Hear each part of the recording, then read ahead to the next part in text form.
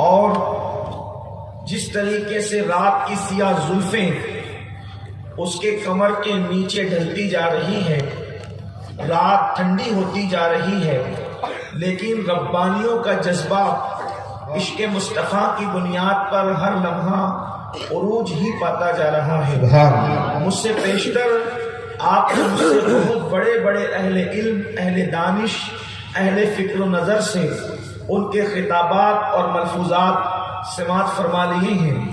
میرے لیے بڑا امتحان یہ ہے کہ سب سے چھوٹا آدمی اور اس کو سب سے اخیر میں پیش کیا گیا، اور وہ بھی حضرت علامہ سید حامد ربانی صاحب کی بات میں سوچ میں پڑ گیا کہ میں نے کہنا کیا ہے، اس لیے کہ جب زوردار بارش ہو جائے تو اس کے بعد پتوں پر جمے ہوئے قطرے اب وہ محفل کو کیسے شرابور کر سکتے ہیں، لیکن میں تھوڑی دیر آپ کی خدمت میں کچھ معروضات اس امید پر پیش کروں گا کہ کچھ نہ سمجھے خدا کرے کوئی، کچھ نہ سمجھے خدا کرے کوئی، بک گیا ہوں جنون میں کیا کیا۔ تو اب میرا جنون ہی کچھ عرض اور معروض پیش کر سکے گا۔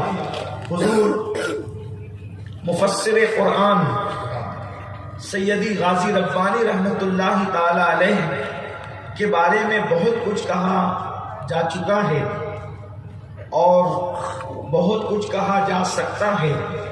وہ ایک ہمہ جہز شخصیت تھے۔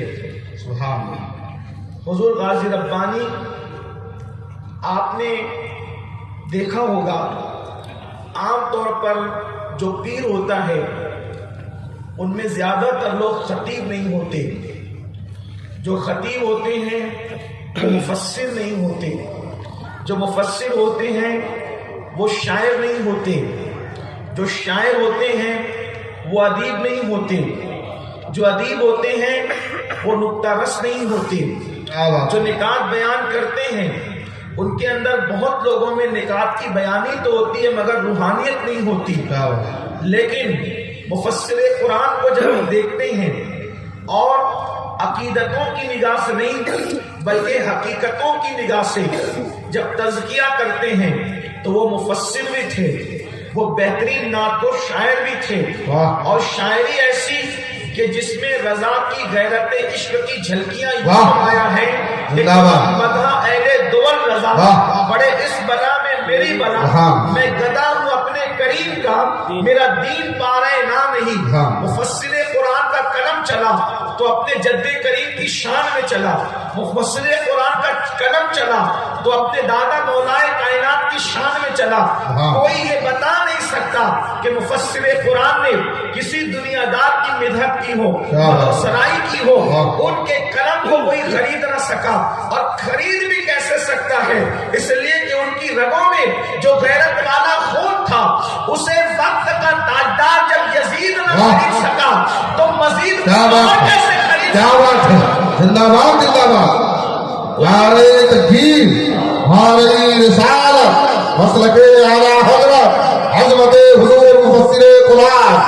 سبحان اللہ سبحان اللہ۔ وہ مفسر بھی ہیں، وہ بہترین نعت و شاعر بھی ہیں، وہ نکتہ دہ خطیب بھی ہیں، وہ بہترین محرر اور ادیب بھی ہیں، اور ان کے وہ بہترین شیخ طریقت بھی ہیں۔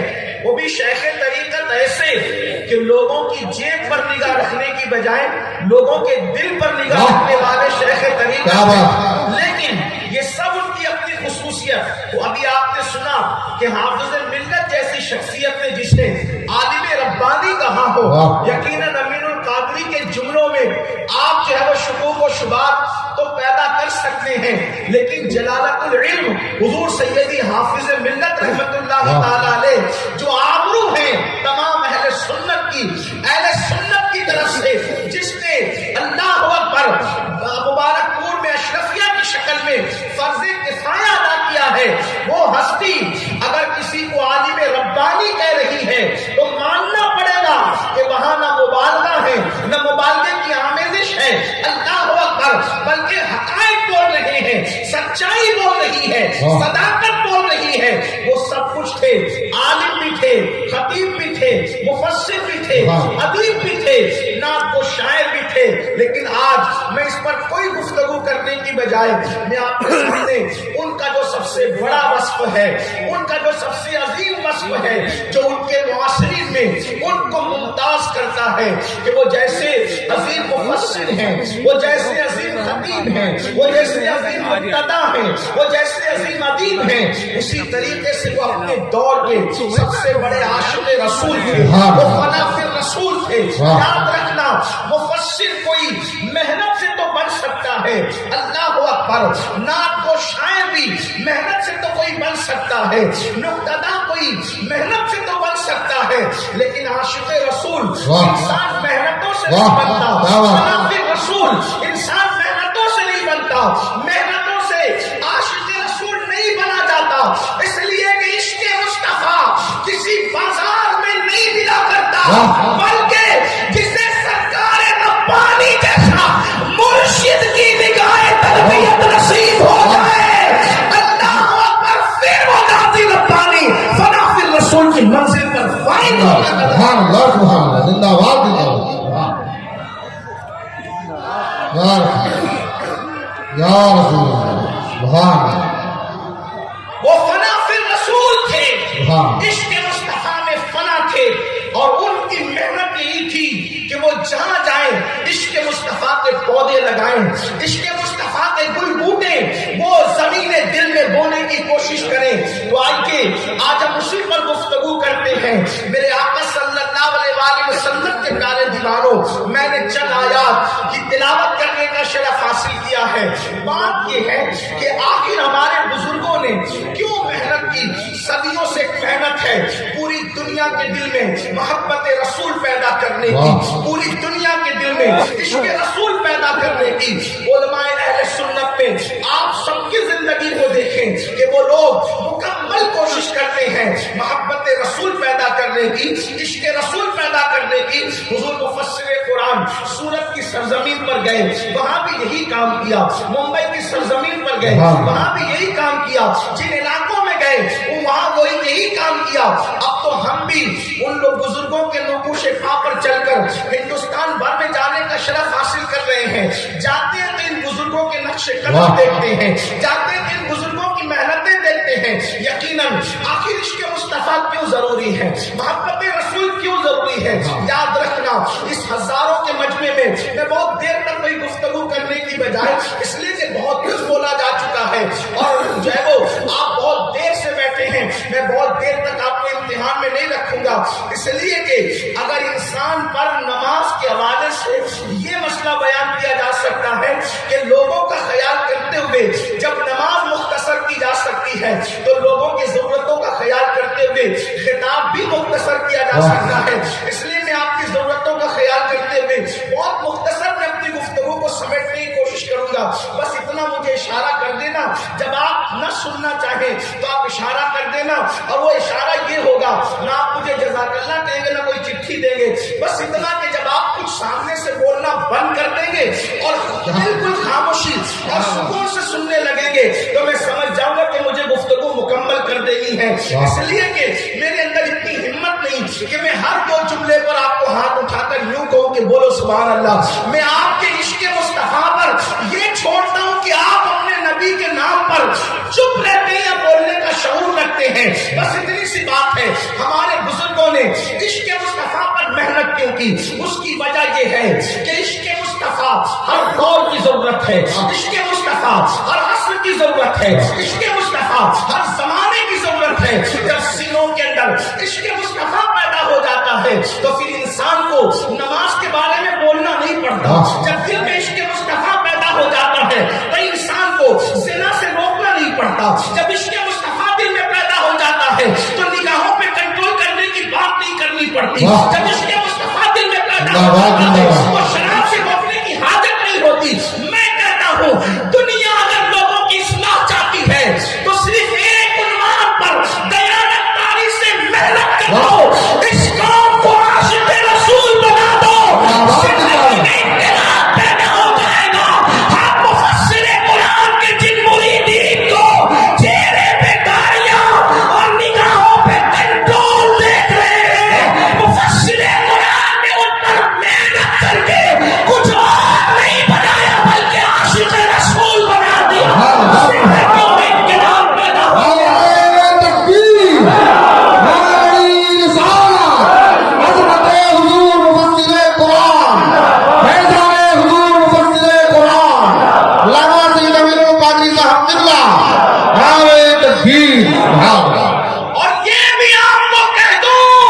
کہ ہر نمازی کامیاب نہیں ہے، ہر روزےدار کامیاب نہیں ہے، ہر حاجی کامیاب نہیں ہے، کیونکہ قرآن کہتا ہے عاملۃ ناصبۃ تصلیٰ نارا حامیہ، کہ محنت کر کے آئیں گے، عمل کر کے آئیں گے، پھر بھی جہنم میں ڈالے جائیں گے، مگر عاشقوں کی کامیابی کا اللہ نے اعلان کیا ہے، عاشق یہاں بھی کامیاب ہے، وہاں بھی کامیاب ہے۔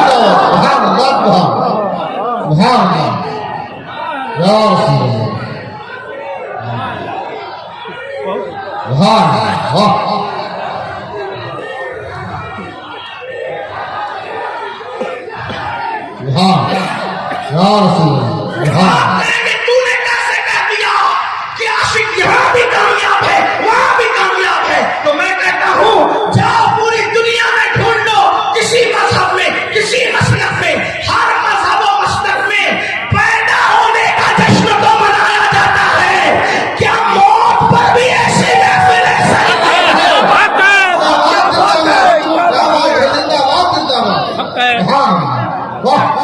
جو میرا چیلنج ہے، میں مذہب و مسلک کا نام نہیں لیتا، لیکن جا کے ڈھونڈ لو مذہبوں میں بھی اور مسلکوں میں بھی جشن ولادت تو ہے، موت کا جشن نہیں ہے، یہ صرف اہل سنت عاشقوں کا مقدر ہے، پیدائش پر بھی جشن مناتے ہیں اور موت پر بھی ہوش مناتے ہیں۔ سبحان اللہ اس سے بڑی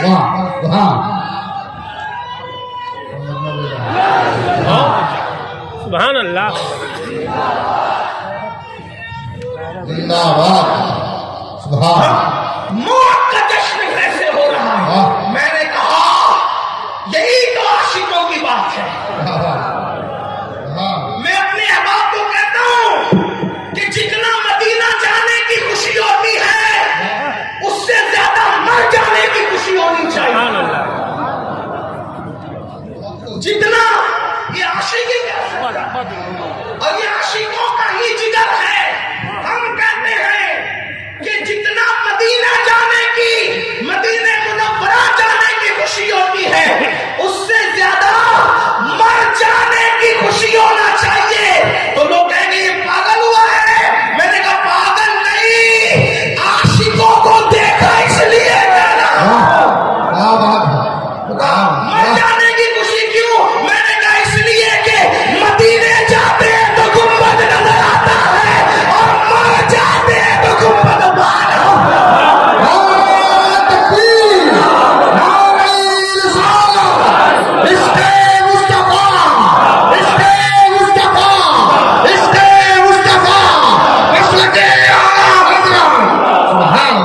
مدینے جاتے ہیں تو راستے میں شہر مکہ آتا ہے، تو مدینے جاتے ہیں تو کعبہ نظر آتا ہے، اور مر کر کفن میں سمر کے جاتے ہیں تو پھر کعبے کا کعبہ نظر آتا ہے۔ اب بتائیں، اسی لیے اس مسلک میں ہے کہ عاشق دنیا سے جاتا ہے تو اس کی موت کی بھی خوشی منائی جاتی ہے، مرنے کے بعد اس کا منایا جاتا ہے، اللہ اکبر، لیکن یہ مرنا وہ مرنا نہیں ہوتا جو اور مرا کرتے ہیں، اس لیے کہ جو یار پہ مرتے ہیں وہ مر کر کے زندہ ہو جاتے ہیں۔ مجھ سے کوئی کہے غازی کے بارے میں تیرا کیا خیال ہے؟ میں نے کہا زندہ ہے، کہا دلیل کیا؟ میں نے کہا کہ یہ محفل دیکھ لے، جس کے نام کی محفل اتنا زندہ ہو وہ کتنا زندہ ہو۔ سبحان اللہ، اس جملے کا پورے مجمع کو کھڑے ہو کے استقبال کرنا چاہیے، پورے مجمع کو کھڑے ہو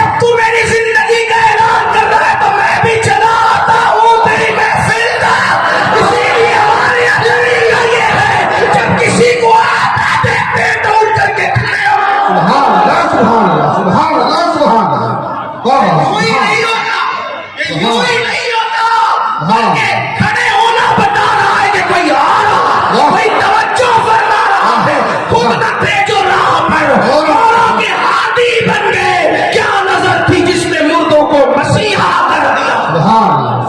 میں کوئی آنکھ والا آدمی تو نہیں، میں کوئی صاحب بصیرت تو نہیں، لیکن اتنا ضرور ہے کہ ہم نے آنکھ والوں کی صحبت میں اتنا شعور ضرور حاصل کیا ہے کہ لفافہ دیکھ کر مضمون پڑھنے کا ہنر لگا. غازی ربانی کون غازی؟ وہ غازی بھی ہے، ربانی بھی. ان کے دشمن بھی ان کو ربانی کہتے ہیں.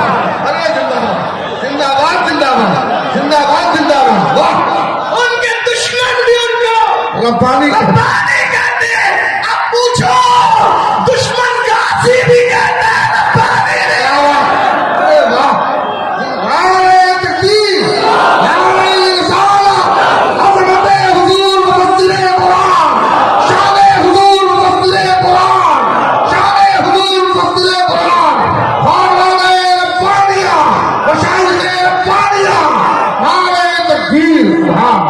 یہی تو نبی کے گھرانے کی شان ہے.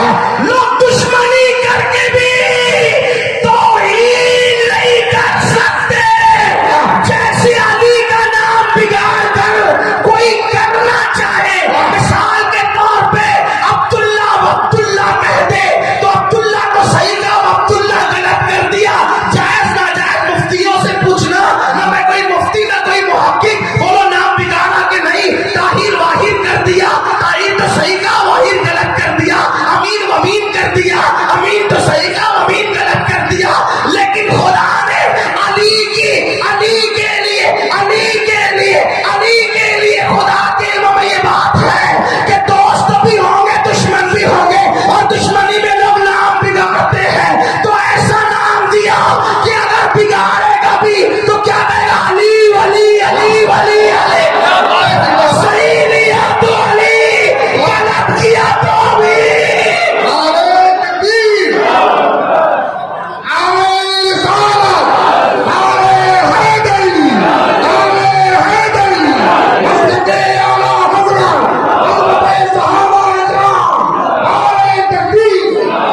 اس نے اپنے قوم میں بگاڑا لیکن بگڑا نہیں. اس کی وجہ یہ ہے کہ نبی کے گھر کی شان یہ ہے. تو جیسے علی کا نام بگاڑ کر بھی ولی کہتے ہیں، ویسے میرے غازی کے دشمن بھی ان کو غازی بھی کہتے ہیں، ربانی بھی کہتے ہیں.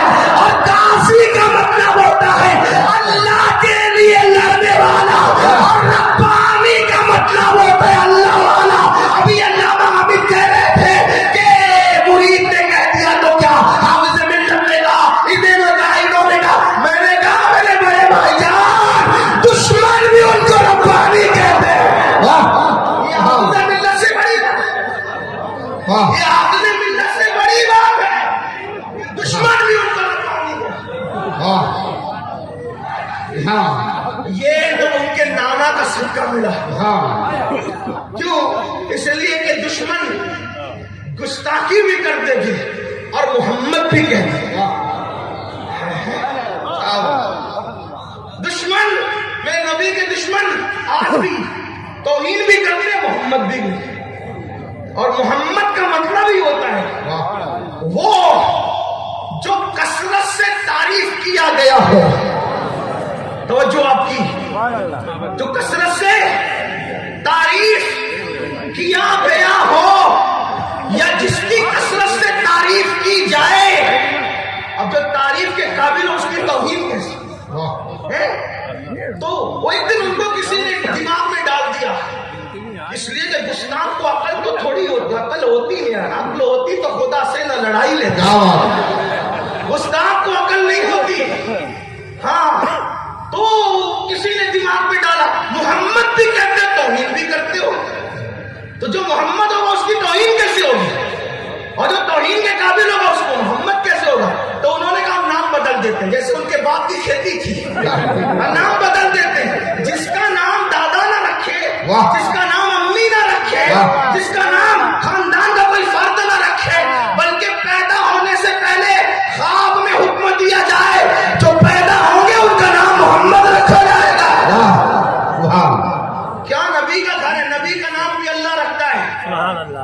نبی کے نام کی بشارت بھی اللہ کی طرف سے ملتی ہے. حسن اور حسین تو چھپا کے رکھے جاتے ہیں, زمانے جاہلیت میں کسی کا نام نہیں. میں تو لوگوں کو یہی تو بتانا چاہتا ہوں, لوگ کیا باتیں کرتے ہیں نبی کے خاندان کی. میں نے کہا حدیث نہیں پڑھی شیخ سکہ کی کہ اللہ نے یہ دونوں نام چھپا کے رکھے. کہا کہ دیکھو حدیث ایک نہیں درجنوں حدیث اللہ نے دو نام. کیوں؟ سب تو اللہ کے بندے ہیں نا, اللہ تو نے ان نام کو کیوں چھپا کے رکھا؟ کہا اس لیے چھپا کے رکھا. پھر بات عشق کی آتی ہے. ہم عشق کے بندے ہیں, ہم عشق کے بندے ہیں. یہ بریلی سے آواز آ رہی, ہم عشق کے بندے ہیں. لوگوں کو بریلی اس لیے بھی ہضم نہیں ہوتا کہ وہاں سے آواز آتی ہے, ہم عشق کے بندے ہیں. ہم عشق کے بندے ہیں. کون سا عشق؟ وہ عشق ہے عشق تیرے صدقے چلنے سے چھٹے سستے, جو آگ بجھا دے گی وہ آگ لگائی. سبحان اللہ سبحان.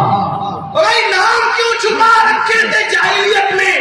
تو کہا اگر کسی کا نام حسن اور حسین رکھا جاتا تو وہ شراب بھی پی لیتا, وہ زنا بھی کر لیتا.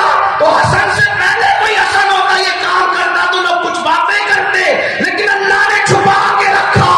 جاہلیت کے دور میں نہ کوئی حسن نام کا ہوگا نہ کوئی حسین نام کا ہوگا. ارے جب ان سے پہلے کوئی نام والا ایسا نہیں ہو سکتا تو ان جیسا شان والا کوئی کیسے ہو سکتا؟ اور آج بھی کوئی حسن اور حسین ہوتا ہے نا تو وہ حسن اور حسین نہیں ہوتا, وہ غلام حسن اور غلام حسین. لیکن یہ چھپا ہوا ہے, اس کے اندر غلامی چھپی ہوئی ہے. تو میں بات کر رہا تھا کہ ان لوگوں نے کہا کہ چلو ہم نام بدل دیتے ہیں. کس کا؟ جس کا نام اللہ نے رکھا, محمد. ہائے ہائے کیا نام ہے. یہ نام کوئی کام بگڑنے نہیں دیتا, بگڑی بھی بنا دیتا ہے. سب نام محمد. اللہ اکبر. میرے آقا علیہ السلام فرماتے سن لو, بہت نام رکھتے ہیں, ببلو ٹبلو کیا کیا خدا جانے نام رکھتے ہو. نئے نام کے چکر میں پتہ نہیں کیسے کیسے نام رکھتے ہو. کوئی کرکٹر کے نام پر, کوئی ہیرو کے نام پر, کوئی نچنیا کے نام پر, کوئی زانی کے نام پہ, کوئی شرابی کے نام پہ. اور اس کے بعد جب بچہ بڑا ہو کر ڈنگ ڈانگ کرتا ہے تو پیر جی کے پاس آ کے کہتے ہو پیر صاحب تعویذ دیجیے, محمود بھائی جان تعویذ دیجیے, حمید بھائی جان تعویذ دیجیے, شاہد بھائی جان تعویذ دیجیے. کیوں یہ بگڑا؟ تو کہا کہ نام پیر صاحب سے پوچھ کے نہیں رکھا تھا, نام تو اپنی مرضی سے سیریل دیکھ کے رکھا تھا, فلم دیکھ کے رکھا تھا. فلاں خان صاحب کے نام پہ فلاں خان صاحب کے نام پہ رکھا تھا. کون خان صاحب؟ تو کہا وہ زانی خان صاحب, وہ شرابی خان صاحب, اور وہ اسکرین پر آ کر زنا کرنے والے خان صاحب. مجھے خان لوگوں سے کوئی تکلیف نہیں ہے, ہم لوگ برادری پرست لوگ نہیں ہیں ہم, لیکن وہ نچنیا خانوں کو نہیں جانتے. ہم تو امام احمد رضا خان کو جانتے ہیں. اس نے ہمارے دلوں میں عشق کی چنگاری لگائی, جوال بنایا ہے. تو آپ سے کہتا ہوں اگر کسی خان صاحب کا نام بھی رکھنے کا شوق ہے تو احمد رضا خان صاحب کے نام پہ رکھے, جو اپنے وقت کا عشق مصطفیٰ کا مجسم تھا. عشق اور علم اگر مجسم کسی ذات میں دیکھنا ہو تو اس کو امام احمد رضا. اللہ اکبر.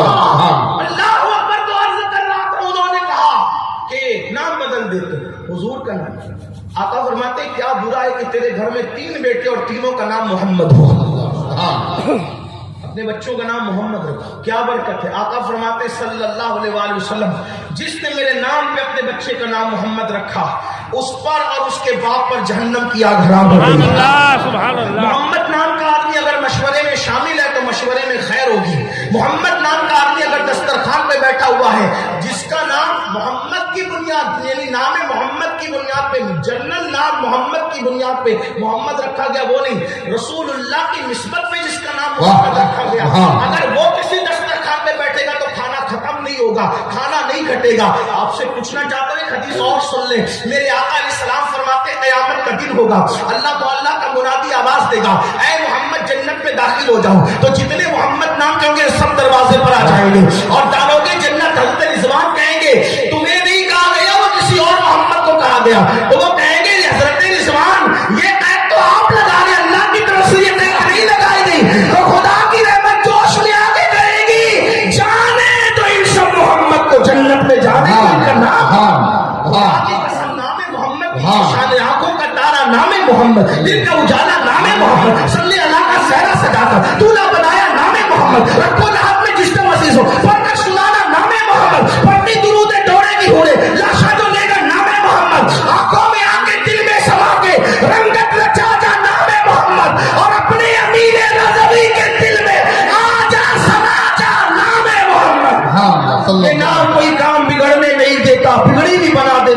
नाम मोहम्मद। सल्लल्लाहु अलैहि अपने बच्चों का नाम मोहम्मद रखो सल्लल्लाहु अलैहि वसल्लम, और पुकारने के लिए कोई और रख दो, हामिद, सईद, अब्दुल्ला, अब्दुल-रहमान पुकारने, असल नाम मोहम्मद रखो। बरकतें देखना, तो जो नाम रखते हो वो तासीर बच्चों में आती है। जैसे नाम रखोगे वैसी तासीर आएगी बच्चों के अंदर, जैसा नाम रखोगे। गुफ्तगू समेटने लगा हूं, एहसास हो रहा है कि मुझे गुफ्तगू समेटना चाहिए, क्योंकि बहुत देर से आप बैठे, आप बहुत देर से बैठे, मुझे इसका एहसास है, मैं समेटने लगा हूं।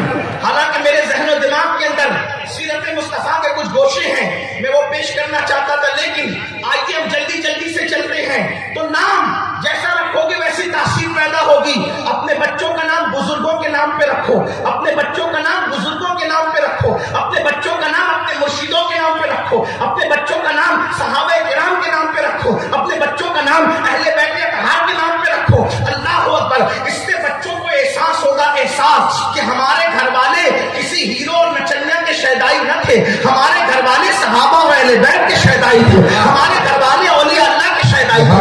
मैं इमाम अहमद रजा के घर में बेटियों का नाम देखता हूँ तो मुझे हैरत होती है। इमाम अहले सुन्नत के बारे में लोग बड़ी गलत फहमियां फैलाते हैं, और वो तो सैयदों को प्यार नहीं करते थे, वो तो अहले बैत के ऐसे थे वैसे थे। मैंने कहा अल्लाह की इज्जत की कसम, मेरे इमाम अहमद रजा ने अपने दौर में सैयदों से जो प्यार किया वो सिर्फ उन्हीं का हिस्सा है। उन्होंने घर की बेटियों के नाम भी रखे, तो क्या रखा? मुर्तुजाई बेगम, मौला अली के नाम पे एक बेटी का नाम मुर्तुजाई बेगम, मुस्तफाई बेगम, हुसैनी बेगम, ऐसे नाम रखे। मुझे ऐसे नाम बहुत थोड़ा सा पड़ा है, लेकिन मुझे ऐसे नाम किसी के घर में नजर नहीं है। ऐसे नाम अगर किसी के घर में नजर आते, मुस्तफाई बेगम, मुर्तुजाई बेगम, हुसैनी बेगम, कनीज हसन, कनीज हुसैन, अगर ये नाम किसी के घर में नजर आते तो वो मेरा इमाम अहमद रजा, वो सिर्फ मिंबर पे अहले बैत की मोहब्बत की बात पर सियासत नहीं करते, क्या बात है, वो सच्चे दिल से इश्क मुस्तफा और आले नबी की मोहब्बत में डूबे हुए। सुभान। उन्हें इसकी फिक्र नहीं थी कि मेरे बारे में कोई क्या कहेगा, उन्हें फिक्र इसकी थी कि नबी के घर वालों की सच्ची गुलामी कर लो, यहाँ भी निजात की राह है, वहां भी निजात।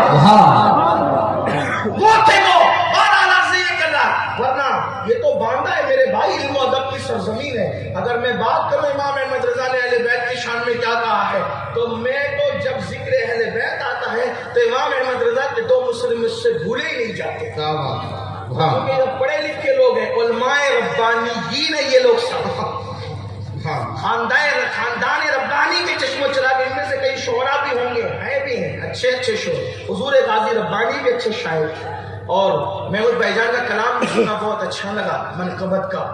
हमीद भाईजान भी कलाम लिखते हैं, और शाहिद भाईजान भी लिखते हैं, और भी हैं, मैं सबको नहीं जानता, लेकिन आपसे कहता हूँ मेरे इमाम ने, कुछ लोग, कुछ मेरे दोस्तों ने कहा कि अहले सुन्नत अहले बैत की सही तारीफ नहीं कर पाते।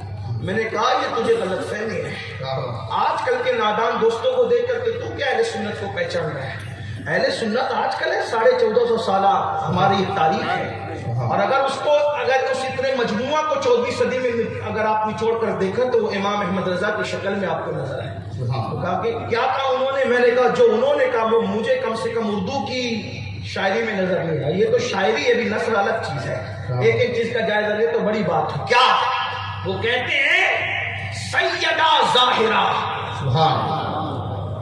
अहले इल्म की तवज्जो चाहता हूँ, राफ़ज़ियों की 300 साल कुतुब का जखीरा एक तरफ रखे, अब मेरे इमाम के 2 मिसरे एक तरफ, और फिर सुने वो कहते हैं कि वो करते हैं ये नहीं करते। मैंने कहा जो हमने किया हमारा हिस्सा है, इसलिए कि मैं अहले बैत और सहाबा के नाम पे कभी सियासत नहीं करते, हम तो उनकी मोहब्बत को इबादत समझते हैं।